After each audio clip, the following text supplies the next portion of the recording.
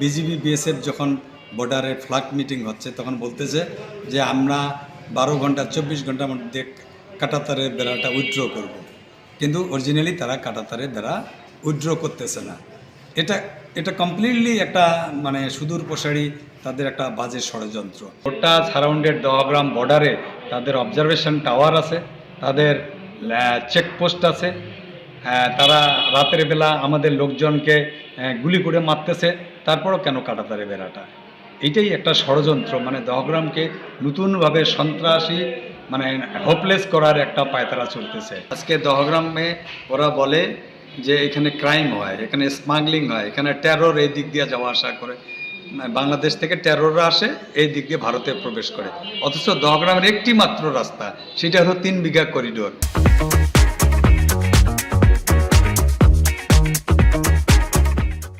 বর্ডারের যে কাঁটাতারে বেড়া, সেই বেড়ায় তারা মদের বোতলগুলো ঝুলাই দিছে।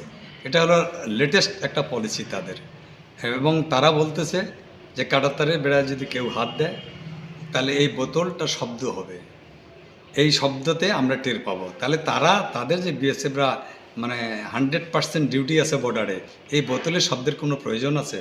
এটা কিছুই না, এটা তাদের একটা নতুন ষড়যন্ত্র। বোতলের মধ্যে তারা অ্যাসিড ওরা করতে পারে টেকনিক্যালি, এটা তাদের কোনো একটা চিন্তাভাবনা, বাজে চিন্তাভাবনা আছে বোতলে। এবং আমরা বাংলাদেশি মানুষজন কিছুটা হলো ইসলামিক মাইন্ডেড, এটাকেও একটা কষ্ট দেওয়ার জন্য এই বোতলগুলো তারা ওখানে মানে ঝুলে দিছে। আজও অবধি বোতল আছে, এই কাঁটাতারের সাথেই বোতলগুলো আছে। তবে বর্তমান যে সরকার আছে, বিশেষ করে ডক্টর ইউনূস সরকার বাহাদুর, তিনি ইন্টারন্যাশনালি অনেক একজন ফোকাস লোক এবং তার গুরুত্ব আছে আন্তর্জাতিকভাবে। যেহেতু পলিটিক্যাল কোনো গভর্নমেন্ট না, আমরা দহগ্রাম অঙ্গপ্রত্যাবাসীর পক্ষ থেকে ডক্টর ইউনূসের কাছে আমরা আবেদন করি যে 1974 সালে যে চুক্তি, সেই চুক্তির বাস্তবায়ন কিন্তু আজও অবধি আমরা পাইনি।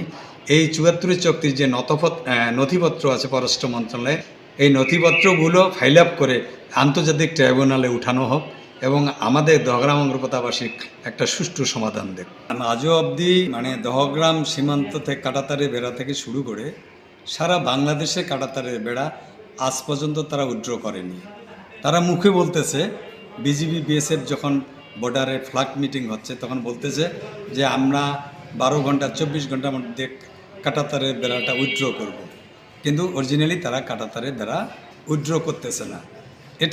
এটা কমপ্লিটলি একটা মানে সুদূর প্রসারী তাদের একটা বাজে ষড়যন্ত্র। 1974 সালে মুজিব-ইন্দিরা চুক্তি অনুযায়ী 3 বিঘা করিডোর ল্যান্ড সহ আমাদের হস্তান্তর করার কথা বাংলাদেশকে।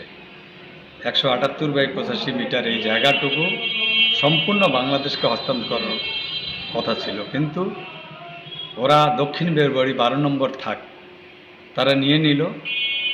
গভর্নমেন্ট, আমাদের গভর্নমেন্ট তৎকালীন বঙ্গবন্ধু শেখ মুজিবুর রহমান এটা অনুমোদন দিয়ে দিলেন, কিন্তু আজও অবধি 1974 সালের চুক্তির অরিজিনাল যে চুক্তি সেটা আমরা এখনও পাইনি।